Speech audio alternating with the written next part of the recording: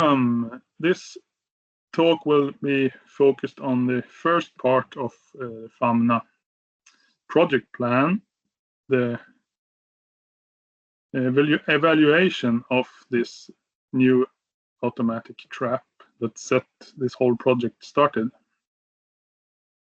And as you've seen from Fredrik's talk, this is the more or less the project areas we work in. And this, for those of you who are not familiar with the automatic traps, the basic concept. The trap is gas powered, and the lure is placed in the black cup in the upper part. And you see here, animals come in, sniff, sniff, kapow, reset, and repeat. And the plan is they get scavenged or taken away. So to avoid trap saturation.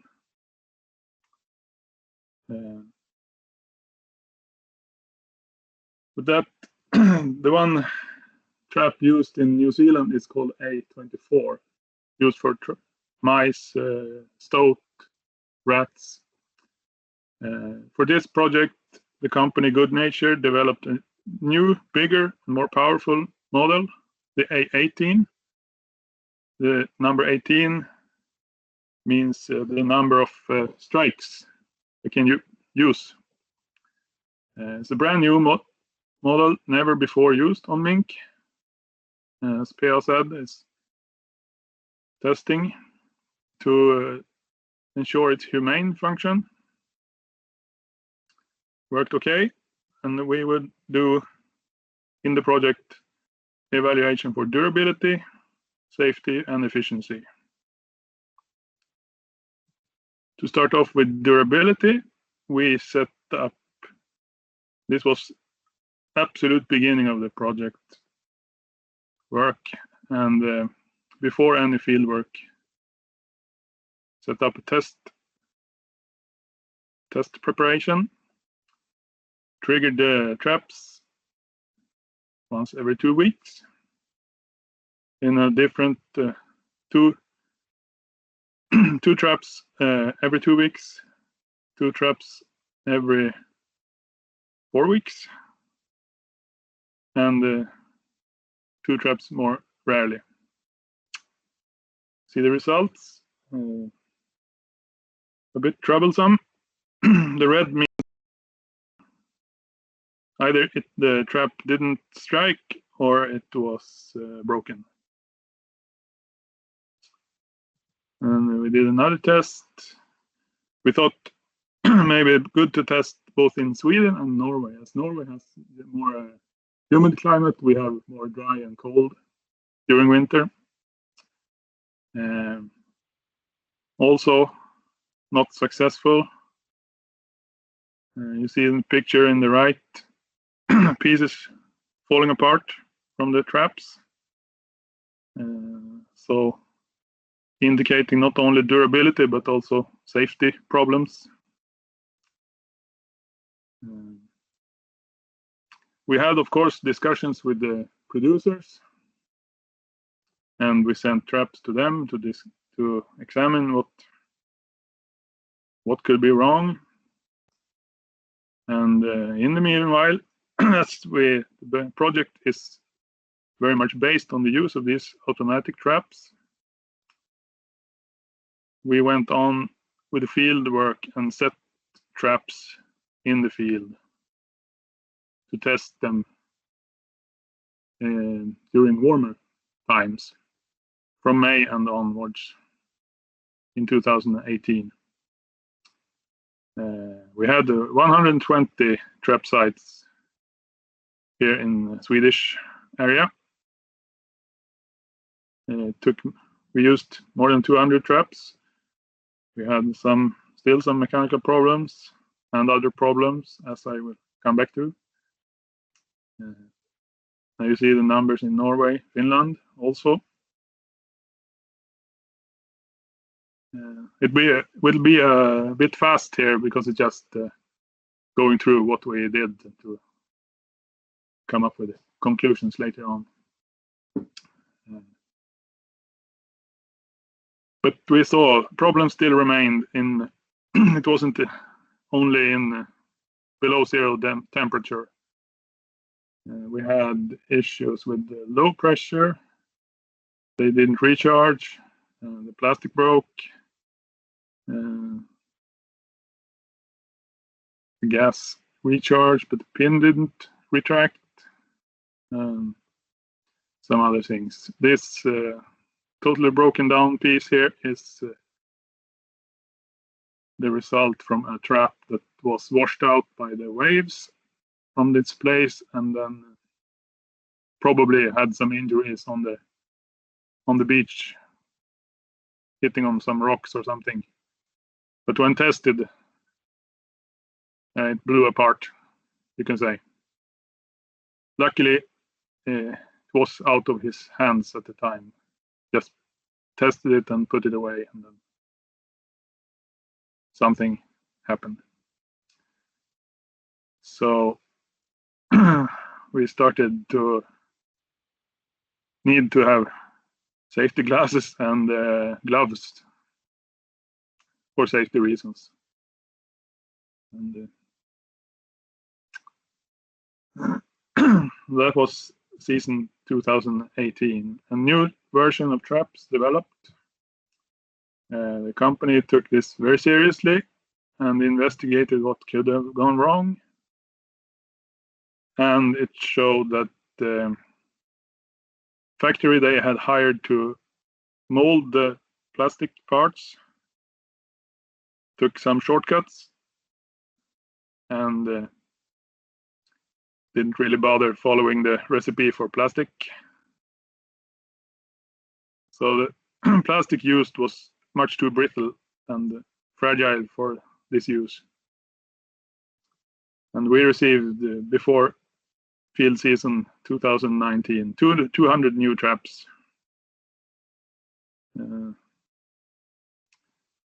Which we split and tested. And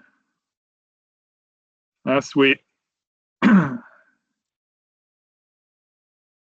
had very little luck in catching and even finding mink in the mainland area I showed you before, we moved this new test area to Holmöarna, an area severely damaged by mink, and we're hoping that there will be a lot more mink, so maybe we could have some clearer results in efficiency.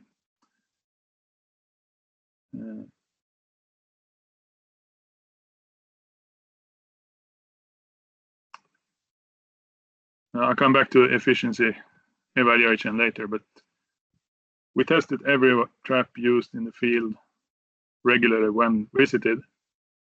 We visited them, and we had the hope we could visit once every month, but proved impossible. With too many traps, too few boats and people, and the weather doesn't allow so many field work days every month. But most of them worked really well. Some cases of low charge when tested. That means a strike would maybe not have killed the mink. These are only a few of them. If you push the trigger very gently, there's like a gas leakage. And if a careful mink enters the trap, it's most likely to scare them away. So that would be not good. And for some, still, we had problems with retracting or reloading. And on some cases, when traps have been out for a while, there was probably due to salt water, there was corrosion between the gas canister and I don't know what's it called, gas canister seat. So it broke when you tried to replace canisters. According to maintenance, you need to replace canisters, the gas canister, every 6 months. And this was not exceeding 6 months, but maybe need a shorter time in saltwater areas. So a much improved mechanical functionality and safety, but still some problems remains. And we discussed these problems with the Good Nature company, and they would produce new traps during late winter, early spring 2020, ready for the field season. But then there happened something in the world. Everything stopped. New Zealand went into total lockdown. And yeah, there was delay. So I got mail only yesterday. There are some new traps in the customs for us to test. But yeah, now the field season is gone. So we have to maybe use them next year in some way. And not only when we actively tested the traps, we found also in regular use some weaknesses related to this construction. It's a very complicated construction compared to a normal mink trap, where you have to have a spring and a iron bar. These are small valves and fittings and stuff, engineering stuff that's sensitive to submerging. And to catch a mink, you need to go near the water. And also plastic, since we experienced the exploding trap there, we were very careful when we took traps that we found, like the upper left picture. This is from the spring. Winter storms had washed away the trap. We didn't dare to use it anymore because you never know whether the gas canister has been some force applied to, and the fitting is some way been damaged. And yeah, on the lower picture you see there's actually a game camera picture.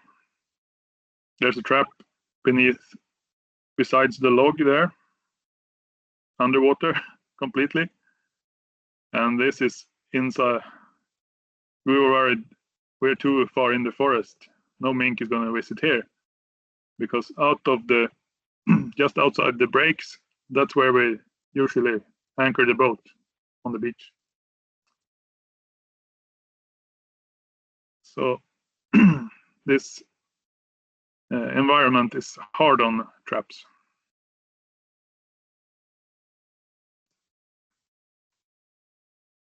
And in order to evaluate the improving catch rate, or learning how to use these tools actually for mink capture, we tried several setups.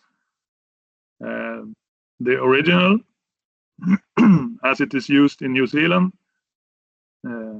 vertically on a wooden beam or tree.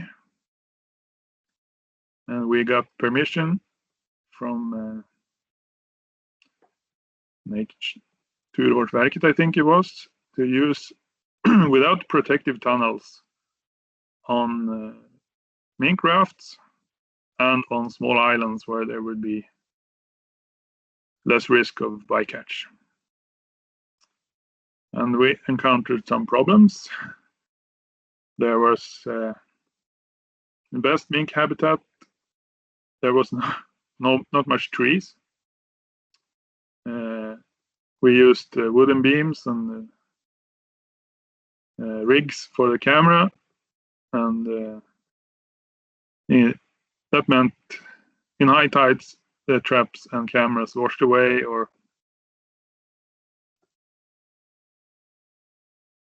and you see on the right upper hand the raft.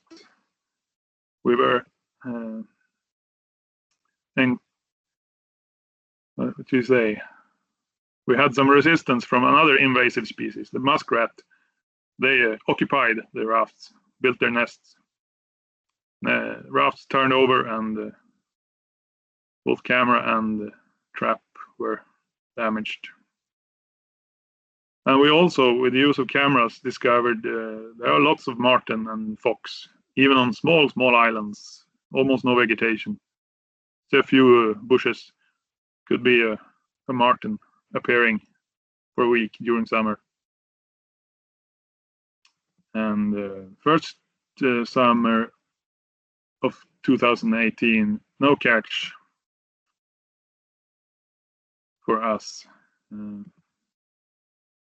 Norwegians are experts in mink trapping. They soon developed the improved model. You set the trap at 30 degrees angle. Preferably would have set them even more flat, but this is the safety regulations for refilling the gas. Otherwise you can damage the trap. And they used protective tunnels to reduce bycatch. And also I think it triggers the mink to go in and find out what's in the tunnel. We tried wooden types, plastic types, and metal types.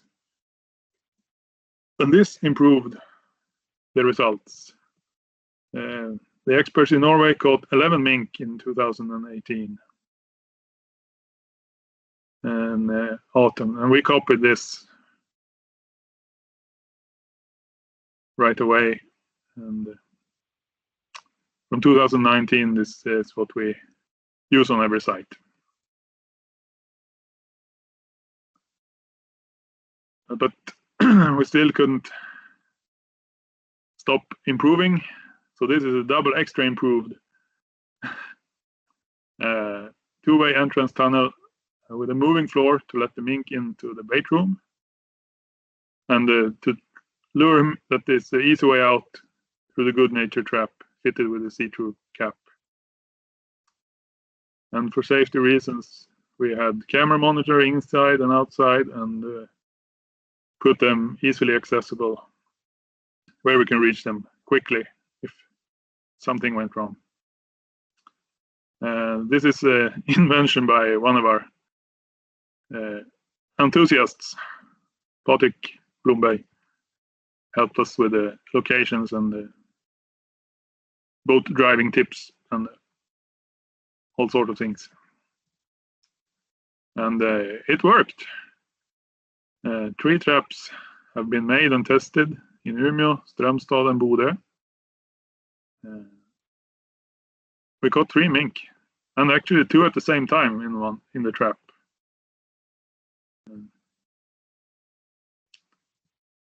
So this is the most effective setup we have, but it's far too big to be used in 300 traps. It could be a solution to use where you have lots of mink and easily accessed. And it would be safe for injury to curious people or bycatch. Here's a picture of the mink in the trap. We also did several other things to improve catch rate.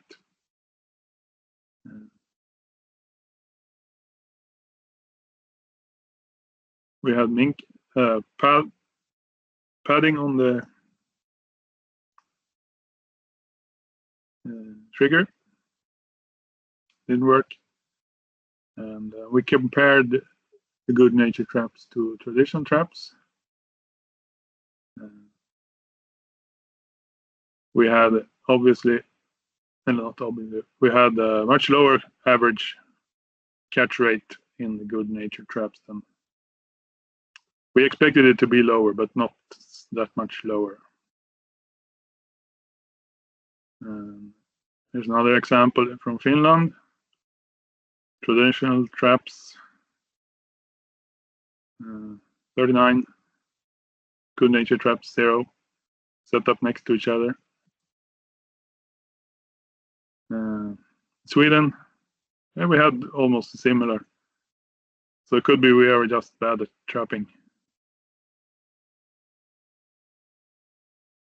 This is a picture of actually one of a few mink we caught, scavenged by a fox.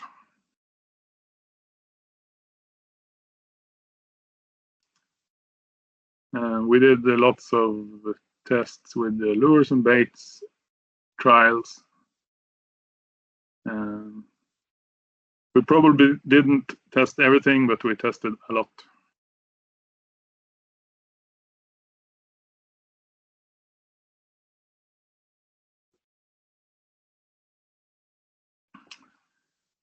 So in conclusion, the evaluation of the A18. Some cold-related functionality problems remain. It's a bit sensitive to mechanical damage and water, so not suitable for near-shore placement or mink rafts. And it has significant lower catch rate compared to other traps. But in areas with the trap saturation, we figured this would be a small problem for us with since we have really not that much mink in, at least in the Swedish areas. And with using the safety tunnels, we have very low risk of bycatch. And on the upside, they're easy to use, they're portable, lightweight, and setting large numbers. So possibly could be a useful tool in other areas of the world, like in South America, where they have to protect their chickens or something, where they have lots of mink.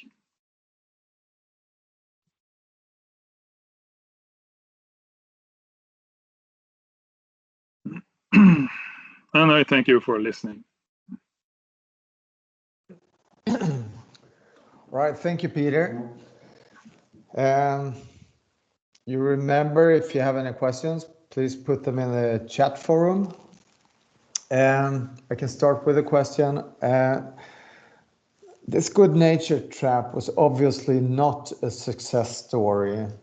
Is this the end of it, or how will you take it from here?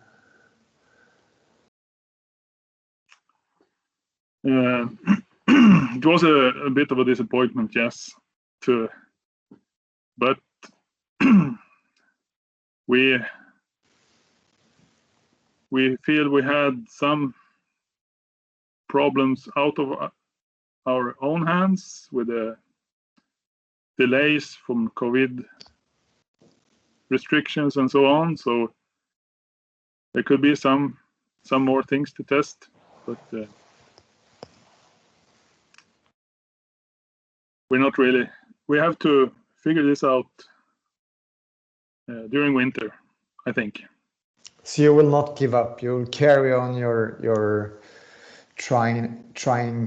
tryouts with this trap then. We may do that, yes, in a much smaller scale, of course, because Fauna project is ending. Okay. So we can't use 300 traps, and yeah. We have a question from Sigurd. Would you like to turn up your microphone? Yeah. Can you hear me? Yes. Yes. I have some questions about this trap. Can it separate the species? If you have a weasel, will it go into the trap, or if you have a marten? It can. It is designed to fit a mink head exactly into the trap, because it's a design for killing the mink is a small metallic pin coming from above and knocking it in the brain, so to say. So it has to have the head at the same spot every time. So there's like guiding plastic pieces inside where the mink should put their head when they try to use to access the bait or lure, and that would prevent larger animals. A weasel, we had one bycatch. That was a weasel, or a stoat, I think it's called, hermelin in Swedish. It got killed very nicely. We did some tests with marten. Took a dead marten and put his head in there, and it's they have longer nose, so the strike hits on just in front of the brain. It wouldn't kill them, but it would injure them very badly. So we try our best to avoid marten in the traps. I have some more questions about the utilization of raw materials like mink skins. Does this trap take care of the skins, and can I heard you said you were checking the traps once in the month, and in Norway that's not how we do it. So it was a little bit weird for me to hear exactly that. Yeah, Thank you. we went there once a month to test the trap functionality, and we had camera surveillance on all traps. So we saw when mink have been there, and we could go if we see a mink moving nearby. We could go check and see. In Sweden, there's no such regulations about how often you need to check kill trap. Live catch traps is twice a day, but for kill traps it's and we also, most trapping is in seasons where mink have not the best fur. Okay, I have a last. Excuse me, P.O. I'm going to take a question from the chat forum. What about the price for the version of trap you used? It's since it's a prototype and it's not on the market really. I'm not sure what it would be. I know what we paid for them, and it's about 3 times a normal traditional trap. Okay. So, any last comments before we take the next presentation? Yes, I would like to respond. Okay. Yeah. The question was that we don't take care of the skin. The whole idea with this trap setup is that we will have a self-settling trap, and that the nature's own scavenger will take care of the dead animals. So there was never ever a thought for us that the skins would be recovered in some way. They would be fox food, white-tailed eagle food, crow food, and so on. All right, thank you. Well, I guess that ends it. Thank you very much for now, Peter. And we'll move on in the program. And the next speaker is Sven-Jung Råheim, fylkesmannen Nordland fylke in Norway.